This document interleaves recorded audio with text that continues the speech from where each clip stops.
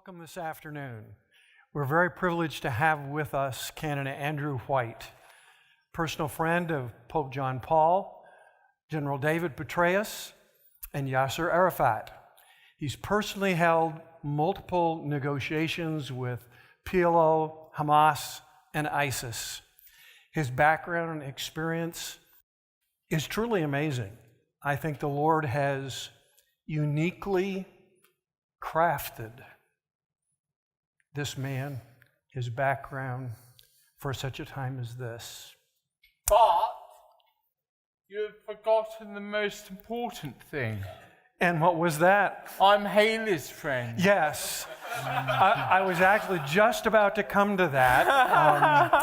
I had the privilege of escorting and teaching a couple of our students on our first foreign study trip this past summer, and we had the privilege of meeting Canon White, spent a lovely evening with him in his apartment, and got to accompany him to his favorite restaurant in Jerusalem, Dave's Calf.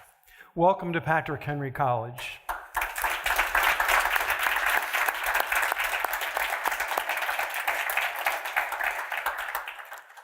Well, it's good to see you on this wintry day. It's cold out there. It is today, cold out here. isn't it? It is. Now, a lot of the students here were 6 years old, maybe 7 years old when the Iraq War began. So perhaps you could explain a little bit about how you supported the invasion, but not the aftermath, and the distinction between those two. Well, there was such a issue with removing Saddam Hussein.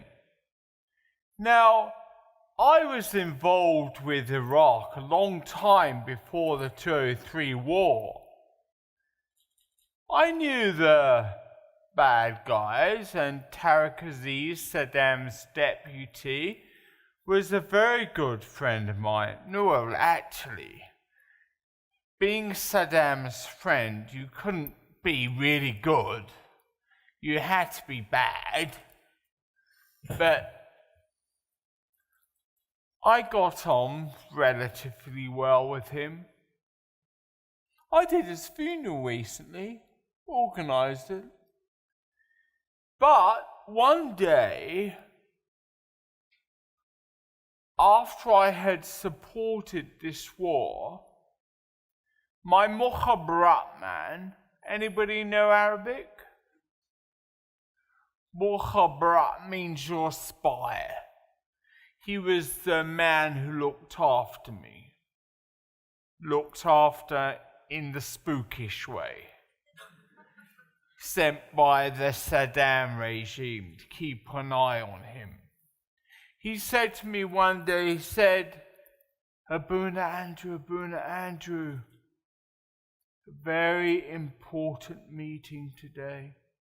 The most important meeting ever. I said, I've been with Yasser Arafat. I've been with Tariq Aziz all morning. No, he said, it's more important. I knew it wasn't Saddam. So I said to him, is it Uday or Quasi, the sons? He said, no, it's both. I said, I don't want to see them. He started to cry, literally. He said, if you don't go, they'll kill me and all my family. So I went to the most unpleasant dinner party of my life. But I was in favor of the invasion to remove Saddam. But as I look back at it, I was totally and utterly wrong. Because Iraq was 1,000 times worse, no, more than 1,000 times worse after the war than before. So I had to admit that sometimes I'm wrong. Are any of you wrong sometimes? You are? Well, say it then. Don't just sit there looking like hopeless, mediocre, non-inspiring individuals. Say yes or no.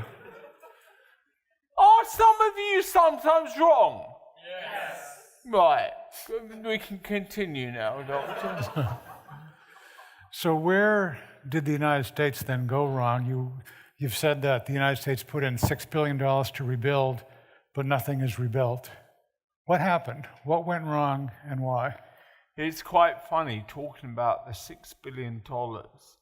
They put in money to build a new sewage system and new pipes. And I was going down the road one day and saw one of these new sewers they'd put in. So I thought I'd go over and lift up the cover. And do you know what was underneath? Nothing! The cover was on top of the road. So they didn't really investigate some of their major rebuilding program. And also, when they left, you don't mind if I'm marginally political, because I find it difficult not to be. Go for it. When the O-Man came in, we used to have a good president called George W. And then an O-Man took over. And the O-Man said, we're leaving Iraq.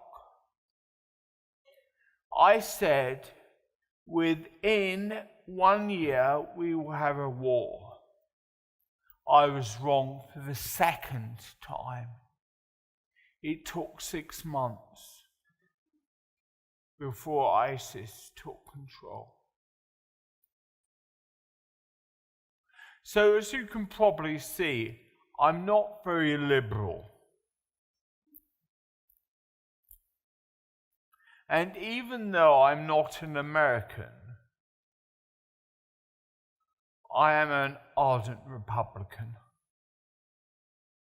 Because I had to be the chaplain to the US Embassy in Baghdad. It's great lot of good being an ardent Republican when every time I try and come into the country, like yesterday, they stop me for being a terrorist suspect. They say, why have you got a Baghdad visa in your passport? I say, because I used to be the chaplain of the American Embassy in Baghdad. And it's a little bit difficult to get in without it.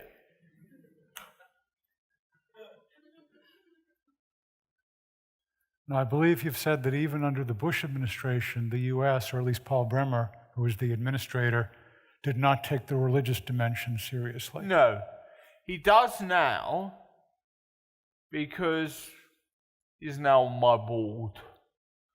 And he kind of comes under my wing more, and I come under his wing more. Was on my board, not now. They kicked me out for being a suspected terrorist because I was getting back the sex slaves who ISIS had. And they thought I was getting them back by paying terrorists, paying ISIS to get them back. Well, little did they know that most of the ISIS leaders used to be my friends. Seriously. I used to help them in Ramadi and Fallujah when things were going bad. I worked with David Petraeus on forming the Sons of Iraq. And then it's all gone wrong. Interesting life. Never a dull day. I guess the question is, did you pay money to ISIS? No. No way. I went up to my friends and I said, you know I helped you in Fallujah and Ramadi. You know I looked after your family. I helped you. So even though you're now a bad guy, and this is literally what I said to them, even though you're a bad guy, I still need you to help me. Will you give me some of them? And they said, not many, but we will. So, do you know what I gave them? Abu Afif chocolates. Iraq has the best chocolate company and the best oil production.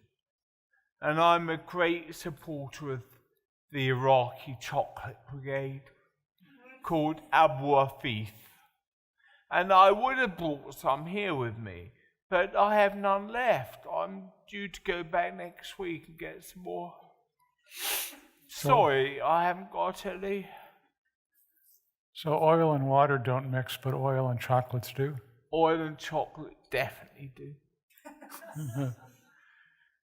The terrible thing about America is they've got the worst chocolate in the world. And it's called Hershey's.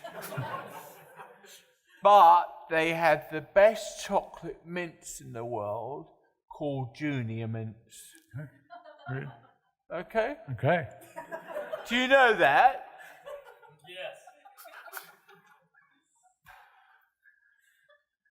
So you were able to get some people back because of the friendship you had established? Yes. Because of the friendship I had before.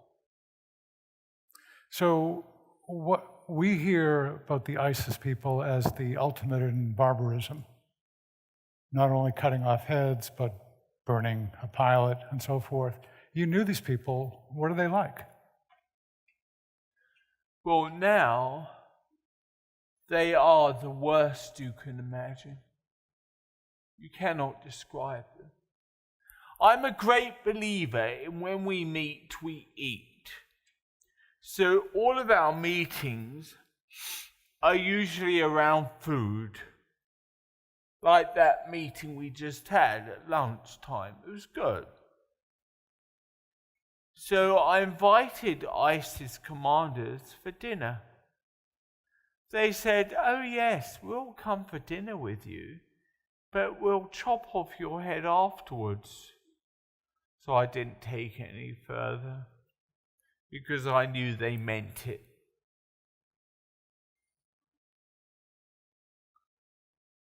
Next one, please. Just one more macro question, and then I want to ask you about your own personal experience being a captive. But the U.S., in a way, tried to set up a democracy before any religious liberty or freedom was established. The first thing the U.S. needs to realize is that democracies don't work in the Middle East. Okay. What we need is benevolent dictatorship. Good dictators. They're hard to find, but Jordan has one. They call him a king. And they have a so-called democracy and elections. Rubbish. Doesn't have any influence. The only person who does is the king. And it's rather convenient because the king and my children went to the same school.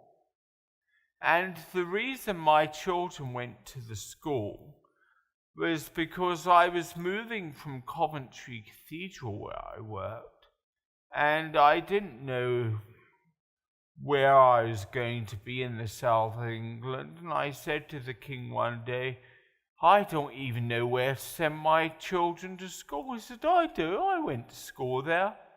So I did what he told me to. benevolent dictatorship. It works. So the autocracy is sometimes vicious, sometimes benevolent, but do both kinds grow out of the nature of Islam? Is this essentially a religious question? Religion is absolutely key. Now, one of the areas where America went seriously wrong in Iraq was they kept telling us we believe in the separation of church and state. Religion and democracy and diplomacy and politics can't have anything to do with each other. Absolute rubbish. You can't have religion in the Middle East which is not involved in politics and religion. Religion, when it goes wrong, goes really wrong. And in Islam, religion and politics have both gone wrong.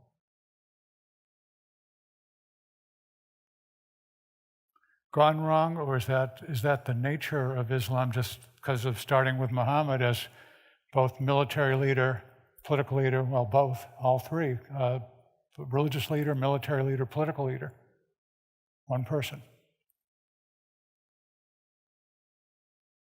Islamic leadership is not in essence always wrong, but very heart of its dimensions of religious control, it can be very wrong.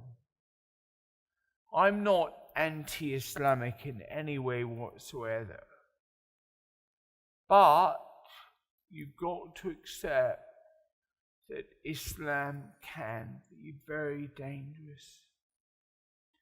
But more Muslims historically have been killed by Christians than Christians have been killed by Muslims. And more Jews have been killed by Christians than by Muslims. Did you know that? Come on, answer me. Yeah. It's really bad. I would like to give you some books about it, but I don't know why they don't want me to give you any. They say that we should give them another day. I think students always want free books, but do not necessarily want to buy them. Sorry? So I think the free books are always a favorite among students, but not if the books have to be bought and purchased. Yeah, but I want to give them free because I like them. Isn't it? We could have, yes, let's have a cheer for that, free books. So, now tell us about your time when you were a hostage and what happened and how you managed to get away.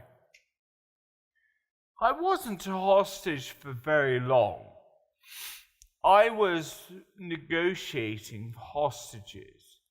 And the key thing is, when you're doing hostage hunting, is you need to know the bad guys who are the most likely to take them.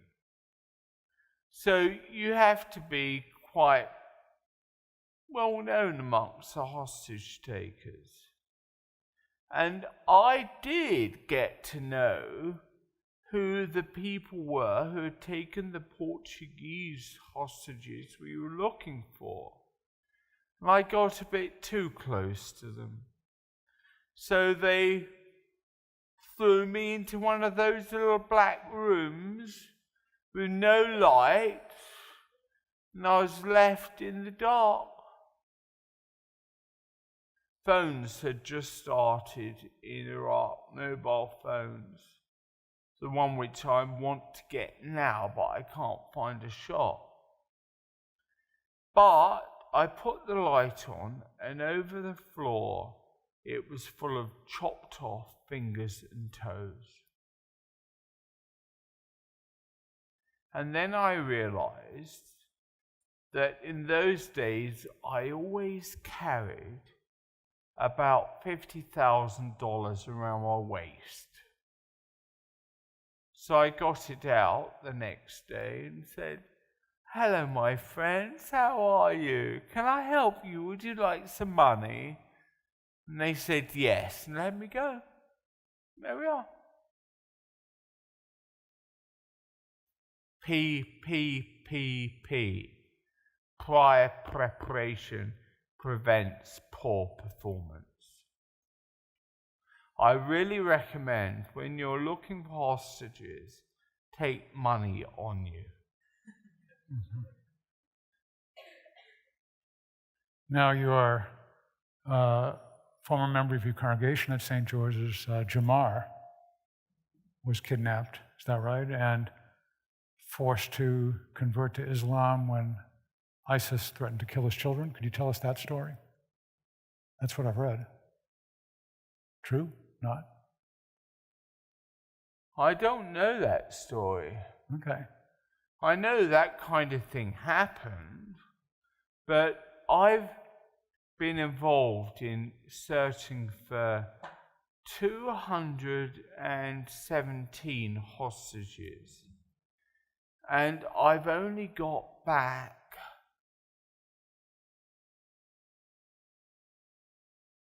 49 alive. But it's 49 more than anybody else has. So, but I can't remember every single case. But chocolates got them back? No. Being nice to them. And what they always want is people want something. And they all think that I can give them something politically. Like, I remember some hostages I got back, and they wanted one of their bad guys called Qais Hazali. They wanted him released. It took a long time. I was working on it for several years. We got him out eventually. How?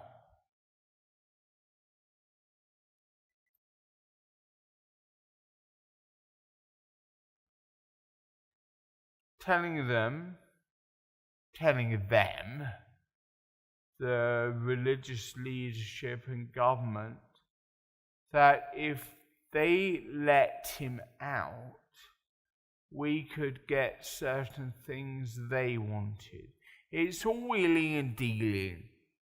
If somebody wants something, so does the other person. So it's all a matter of, you give me something and I can get you something. So on either side, you're saying, what is it you want? What do you want us to try and achieve? And thereby, we try and actually get something done. But this is not quick business. This can take years and years.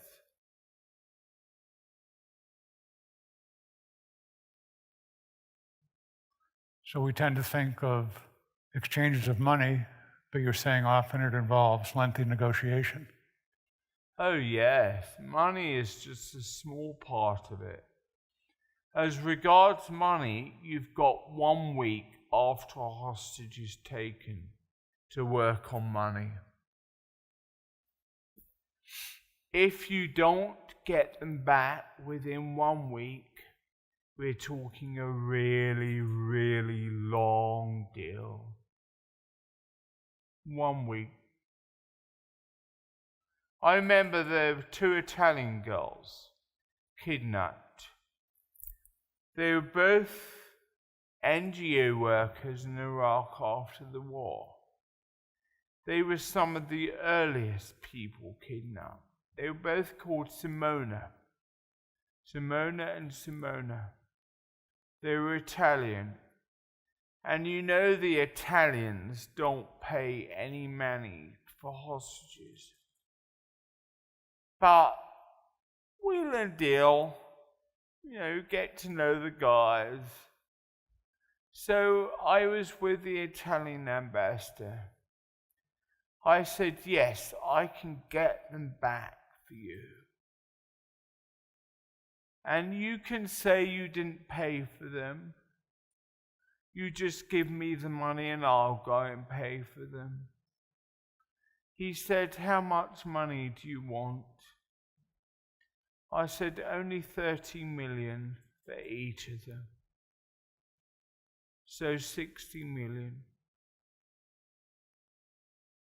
Cash. He got it for me. And I have these various adopted children. And I had one Iraqi son. All the rest were girls. And Daoud was 14 at the time.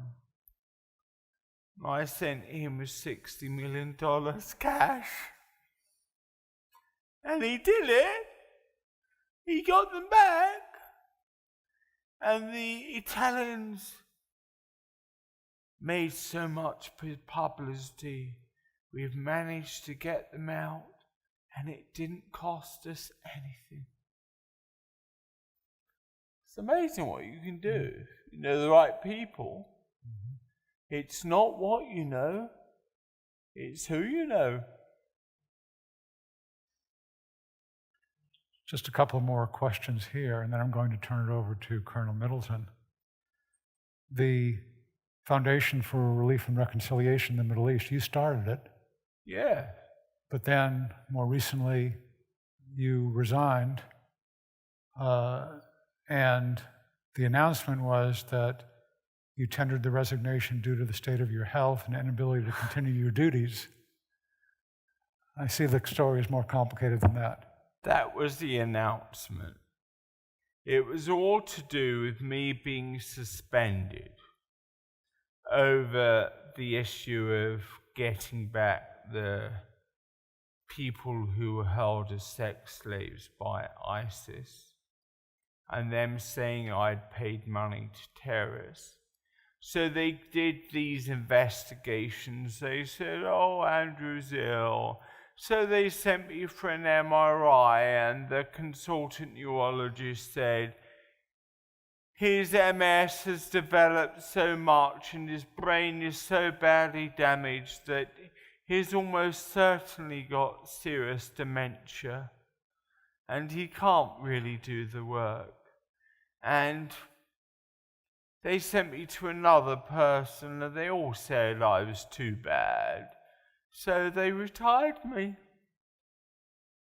But as you can see, I haven't really stopped. And I hope I'm not too demented. So I keep going. But now I've got a new organization, which we've established, which doesn't have any of my old foundation. And it has your name on it. Sorry? It has your name on it, the new foundation, right? Has. Your name, it's called the Andrew White Reconciliation. And it's called the Jerusalem Middle East Reconciliation International, and Andrew White Reconciliation Foundation. And just a very simple website. It's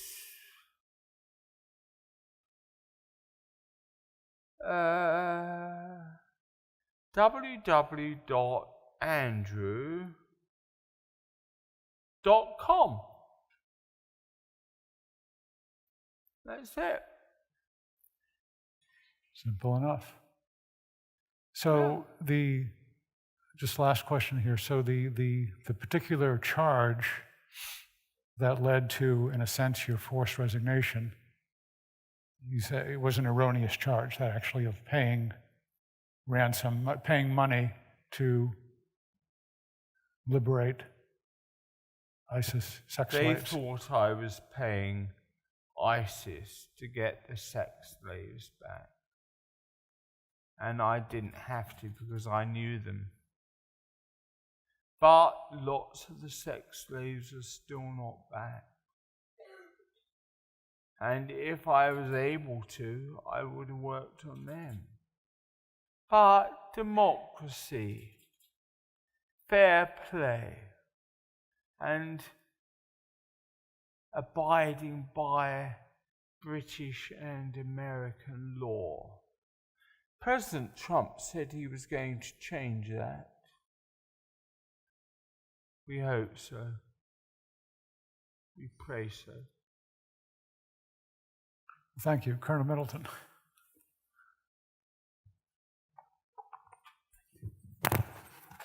Can we get rid of that awful light there? We're going to turn on the bright lights and put you under severe interrogation here Okay. in this next segment. Right.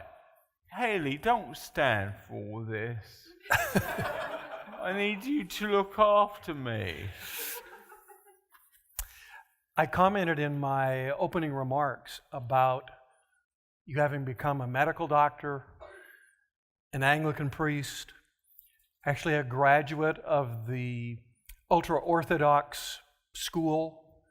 Give us a little bit of insight into how your church background, your youth background growing up, how did you come to that very interesting path? Can I start off from when I was 10? No, before. When I was 10, though, my teacher at school said, "What do you all want to do when you grow up?" So there are various pupils who said they wanted to be footballers, soccer stars, astronauts. I said, I want to be an anesthesiologist and a priest. She said, you can't. You can only do one thing. And she said, you can't be a priest anyway, because you're a Pentecostal and a strict Baptist, and they don't have priests. Fair enough, they don't. But later, very shortly afterwards, I realized that being a strict and particular Baptist and a AOG Pentecostal, you couldn't really hold those two together, so I became an Anglican. Makes sense to me. Yeah. You can then do all sorts of things. And then I went off and did my medical studies. I so loved it. And I specialized in anesthetics and subspecialized in running the cardiac arrest team. So I was more into resurrection and putting them out. I was into raising the dead. And then one day, I was so grateful to God for my training at St. Thomas's, which is the oldest hospital in England, started in 1106. And I was saying, Lord, I thank you so much for allowing me to come to Thomas's. And do I recall correctly, that's the hospital you were born in, is that? No, I wasn't. My son was born there. But you had had aspirations for a number of years to head up that because unit. I was very ill. So I was a patient at that hospital. In fact, I did my final school exams, not at school, but in hospital. But I'd got through. I ended up being a student there. And then I was saying to God, it's so great being able to do this job. And I'd planned my life. By the age of 30, I wanted to be a consultant. Nobody at 30 was a consultant. But that was the plan. Anyway, I graduated, worked in resource, but then my predecessor, who was the boss of the cardiac arrest team, he was caught in his study in a hospital supposed to be about healthcare. They found his study was full of rats and those big snakes, serpents. He collected them. And so they threw him out. They gave me the job. And I was so grateful that I'd got this job younger than I expected. And I said to God, this is just more than imaginable. It's so wonderful. And then I remembered, if you're thanking God for what He has done, you need to say, what next, Lord? At that stage, I wasn't thinking about going into the church. I was enjoying my life too much, resuscitating the dead.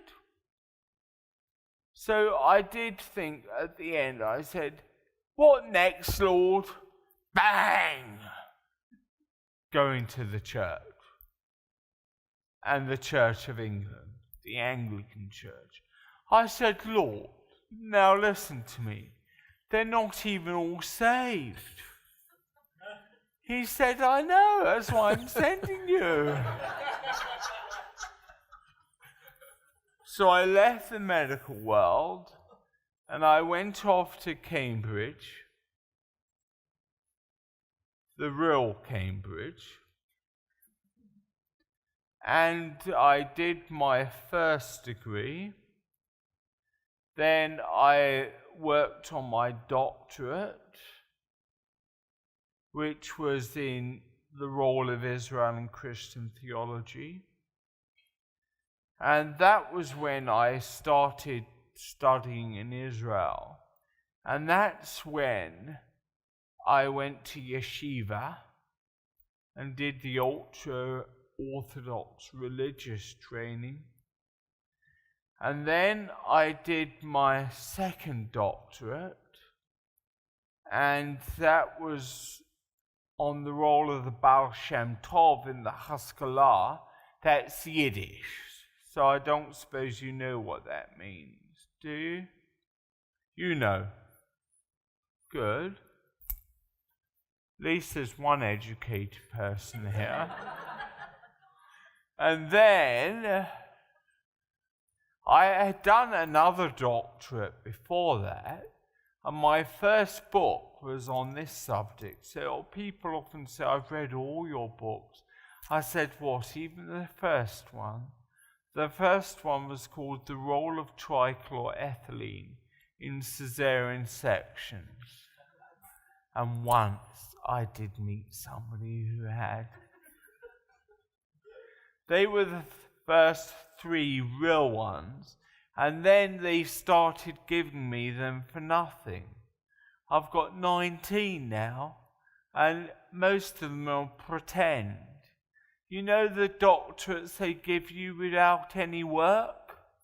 They just give them to you. And I've got so many of them, I wish I could give them away. And a few times when they've tried to give them to me, I've said, look, I really don't need another one. I've got this really good friend who's achieved so much and is really famous minister of the gospel. What about giving it to him? They say no.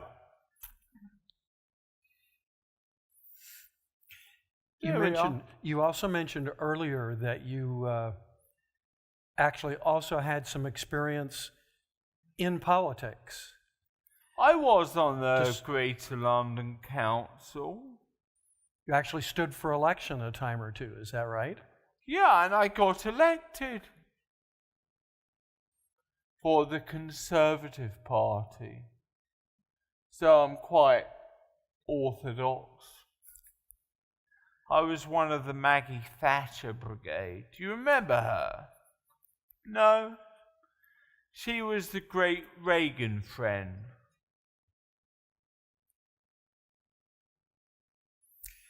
No, they were from another generation. Yes, that's true. They're young. So the Lord created all of these different facets in your background, in your life, in your experience. As you reflect back, did you have a clue at the time what this was preparing you for? Did you come to any points in time where you sort of had that aha moment? Now I sort of get why I went through these various, very different sort of life experiences? I don't think I even know now. It was funny the other day, because I'm not converted. I am saved, but I've always loved Jesus. And I remember I was talking the other day at a conference, and I suddenly remembered what happened to me on the 7th of June, 1967. My father told me that the 6-day war had just happened and Jerusalem had been reunited. At last it was one again. And he said, see, Jesus really loves you and really loves your life. And he said, all I ask is that every day you tell Jesus how much you love him, and he will tell you. And I remember singing, Yes, Jesus Loves You. Still my favorite song. Who likes it? You probably don't even know it. Oh, Only yes. you older people will know it. Do any of you young ones know it? Yes, Jesus loves me. Yes, Jesus loves me. Yes, Jesus loves me. The Bible tells me so, and you are terrible at singing. One of the things that I was fascinated with in some of your writings is you talk about the difference between being safe and taking risks. You are here with a group of young people who are still in the process of trying to peer in that future glass darkly and understand where their calling may be taking them. Do you know what? He went to my college, peering through the dark glass darkly, the one who wrote Fern Seeds and Elephants, called C.S. Lewis. And he was at Magdalen College, Cambridge. And we all wrote our names on the wardrobe door inside for about 100 years, everybody's name. And his name was in there. C.S. Lewis, David Shepard, Andrew White. Yes. But I always say, don't take care, take risks. And my message to you this week is don't take care, take risks. People say to me all the time, I'm just on my way back to Baghdad, oh, take care, Andrew. I say, rubbish, take risks. So take risks, okay? But don't you take risks with Haley. You've got to look after her, right? We have a couple of wireless handheld mics I think we have a few minutes for questions from the audience. If you'd please raise your hand, we'd like to get a mic to you so everyone can hear as well as for the recording. There's one down here in front.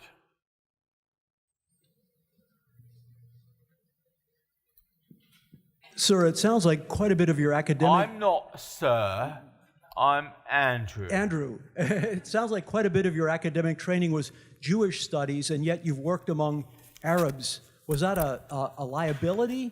I was expecting your next doctorate was in Arab studies, but that doesn't seem to have happened. Was that how did you get around that?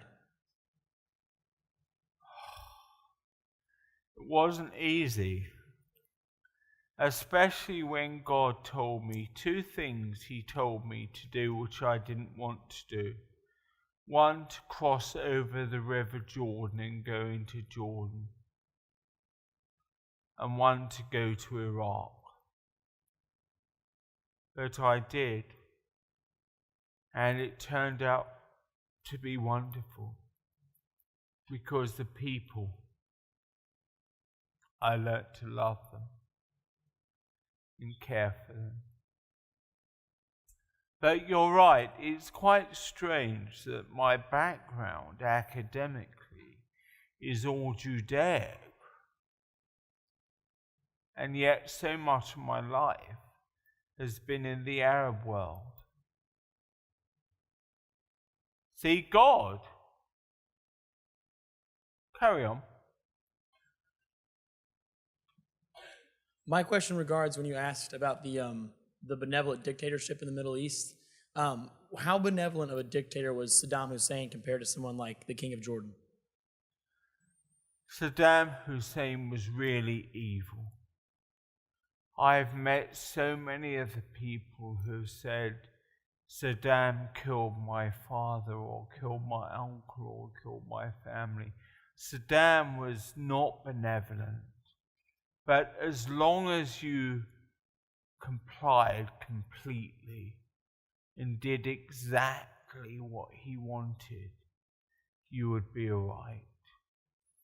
And the Christians were fairly okay under Saddam because he was a Sunni and they were a minority. The majority was Shia.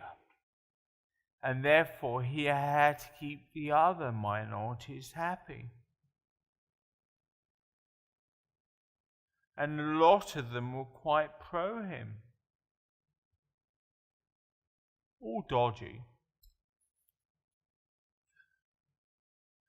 When it was quite funny, when Tariq Aziz died, he died in Iraq. Now, I used to go and see Tariq Aziz in his palaces, and then he was in prison for years, and I used to go and see him in prison almost every week.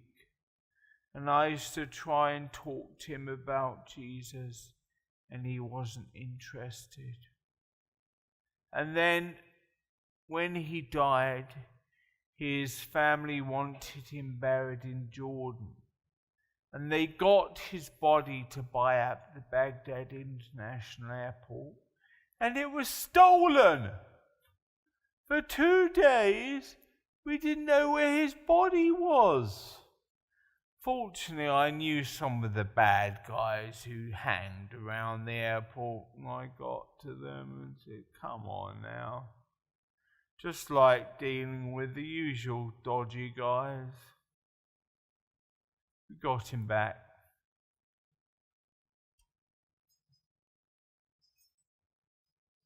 I wonder, could you give us an example of someone that you look up to who's a Christian and an American who set an example by laying his life down, maybe living or dead, but living a crucified life, or laid his life down, her life down, in order to gain their life back again?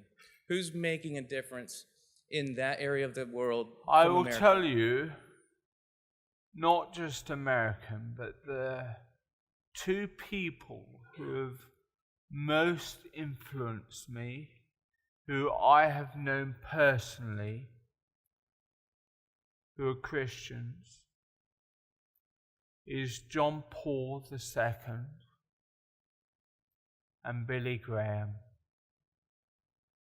And Billy Graham, it might sound bizarre, but he was the foundation of so much of our work in Iraq. And I brought all the key religious leaders over to Billy Graham years ago, years before the war with Saddam. I think it was 1998. And Billy Graham was a great inspiration. With Tariq Aziz one day, he said to me, "We need you to take the key religious leaders, the Patriarch of the Chaldeans, Bedawid, Ayatollah al-Sadr, and Abdul Latif Khomeini, who was Saddam's imam. We need you to take them to Britain and America." I said, Britain I can cope with. I know the Archbishop well. America I don't know. And Tariq Aziz said to me, "Ask Billy Graham." I didn't know Billy Graham then. I wasn't involved in Wheaton in those days. That happened a year later. So I got back and I phoned Billy Graham. And we did it. Long story. Our guys were held up at the airport like I was yesterday. But they got in. And the other person who really, to this day, intimately works with me is another man that these youngsters won't know, Leighton Ford. Do you know him? I know of him. He's Billy Graham's brother-in-law, Canadian, who also went to Wheaton College.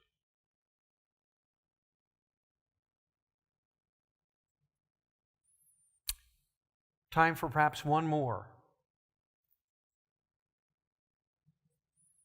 You've mentioned that there are previous mistakes that the United States government has made in handling various Middle Eastern crises. So what are... Can you start again? I didn't quite Yeah. understand you.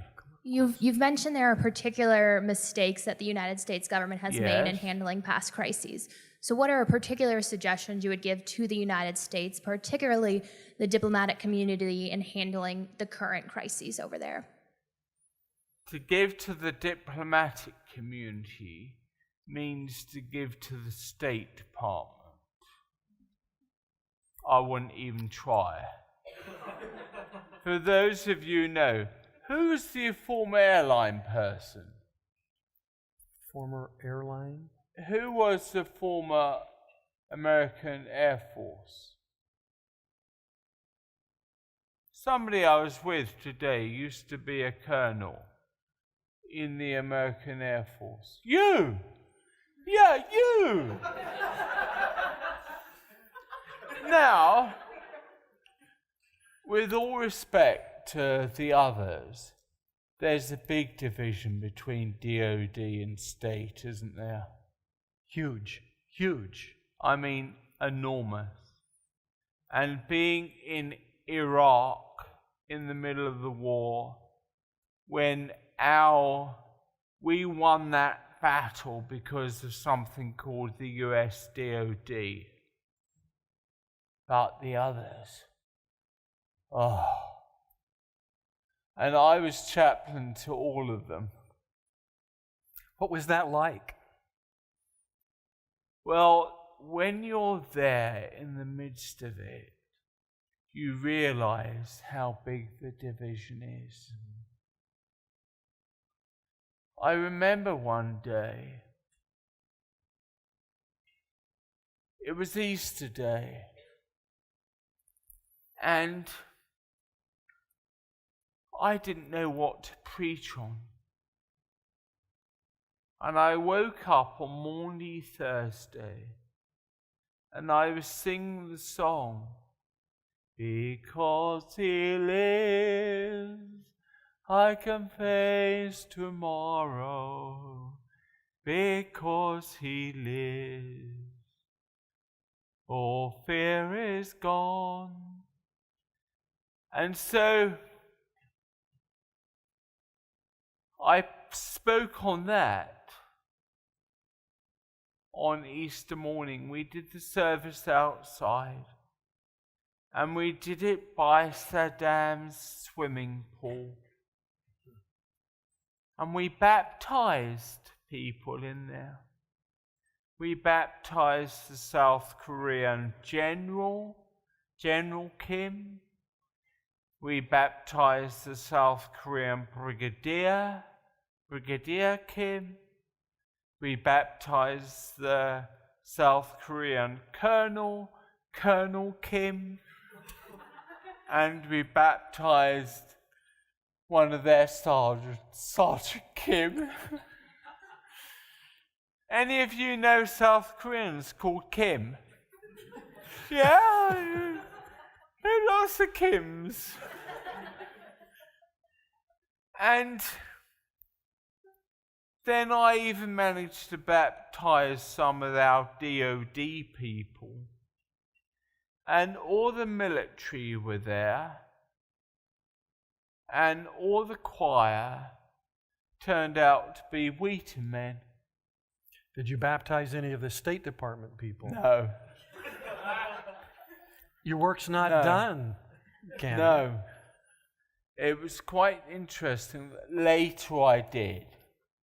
One of them got baptized. Good. But it was very interesting. Well, thank you very much for coming to Patrick Henry College.